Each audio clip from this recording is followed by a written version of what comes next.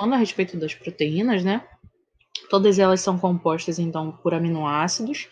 E uma ideia que as pessoas têm que acaba sendo um tanto errada é que os alimentos, que a proteína, na verdade, é só a carne, né? Seja ela carne vermelha ou carne branca, né? E é um erro. A gente tem proteínas de vários tipos de carnes diferentes, mas também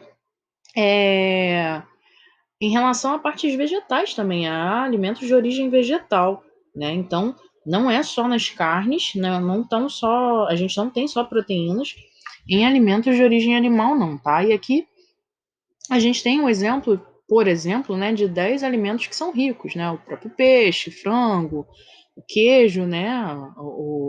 A carne bovina, lombo de porco, tofu, leite, feijão, ovos, sementes, mas a gente tem uma gama de outros alimentos que são igualmente ricos, né?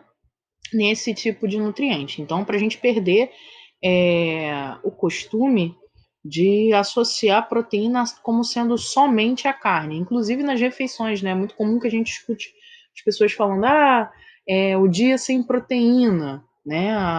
Vou comer sem proteínas, ou então vou comer só proteínas, e aí você olha o prato só tem carne, né? Então, para a gente desassociar. Então, a gente tem não só na carne, como em outros alimentos que também derivam de animais, mas também temos proteínas de origem vegetal, sim, tá? E em relação às proteínas, a gente já fala delas desde citologia e genética, né? Quando a gente falou sobre duplicação do DNA, transcrição e tradução. A gente viu que as proteínas elas são formadas no processo de tradução gênica, né? Então, do DNA ocorre a transcrição para uma molécula de RNA, e esse RNA, né, ele tem algumas sequências que são chamadas de códons, e esses códons são traduzidos nos aminoácidos, né? Então, aquele processinho de tradução que a gente comentou na época é o que gera a estrutura mais básica das proteínas. Essa estrutura mais básica ela é chamada de estrutura primária.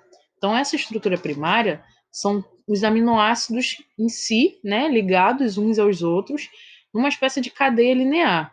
Só que essa estrutura é muito simples, né? Uma proteína não tem essa configuração simples assim, dada a importância dela em diversas funções que a gente tem no organismo, né? A gente comentou logo no início da aula a respeito das diferentes atuações das proteínas. Então, na estrutura primária, basicamente seria isso, um aminoácido sendo ligado ao outro. Só que essa ligação, na verdade, essa cadeia, ela sofre uma torção, ela sofre uma espiralização para formar o que a gente chama de estrutura secundária. Então, vejam bem, ó, aqui a gente tem uma cadeia linear e aqui a gente já tem essa espiralização. A espiralização ela acontece na estrutura secundária.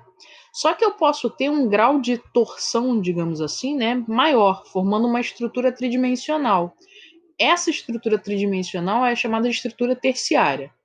E ela pode sofrer mais uma torção ainda, né, formando aquilo que a gente conhece como estrutura quaternária. Então, a forma mais simples, estrutura primária, a mais complexa, a estrutura quaternária. Tá? E aqui, né, a gente tem a explicação de cada uma delas. Então, na estrutura mais simples, a primária, né, são só essas ligações, essas cadeias lineares de aminoácidos. Na secundária, eu pego uma ligação entre nitrogênio e hidrogênio de um grupo e ligo uma ligação de carbono e oxigênio do outro lado. Então, ela sofre essa espiral porque são ligações entre esses elementos. Tem um elemento se ligando ao outro como se eles estivessem se unindo. Na terciária, a gente tem uma dobra da estrutura primária dentro de si mesmo. Então, é um enrolamento, né, que ela sofre para formar esse grau tridimensional dela. Aqui a gente, na secundária, a gente tem a estrutura secundária do colágeno e aqui a estrutura terciária da mioglobina, né? Mioglobina a gente vai discutir daqui a pouquinho, mas ela é uma proteína presente no músculo, tá? Então, colágeno